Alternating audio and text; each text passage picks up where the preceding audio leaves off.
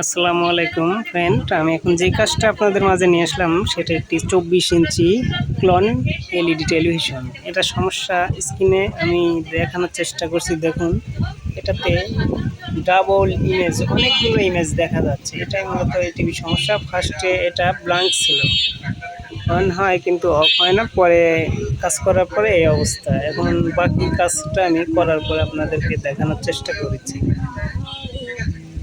বন্ধুরা, আমি বলছিলাম আপনাদেরকে কাজ শেষে আমি আপনাদেরকে দেখাবো যে কোন পার্টসটা নষ্ট থাকার কারণে ডাবল ইমেজ আমার এই টিভিটাতে আসছিল। সেটা হচ্ছে বন্ধুরা, আমি ভোল্টেজগুলো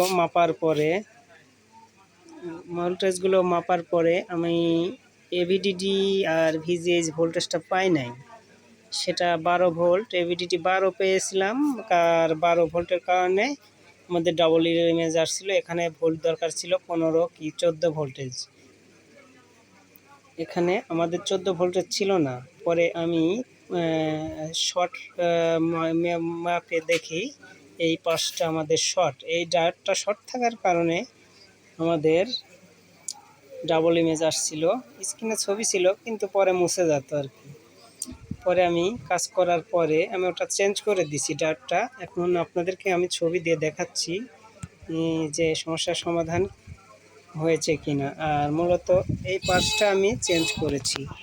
দেখুন, এই যে এই ডায়োডটা আমি চেঞ্জ করেছি। 3 পায়ের একটা ডায়োড, 3 লেগের ডায়োড এটা। এই ডায়োডটা চেঞ্জ করার পরে আমার কাজটা সমাধান হয়ে গেছে। আমি এখন আপনাদেরকে প্লাগ ইন করে দেখাচ্ছি। আমি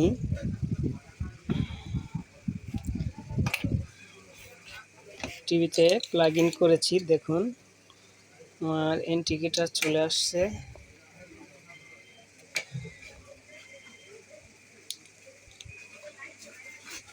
আমি টিভিটা অন করলাম,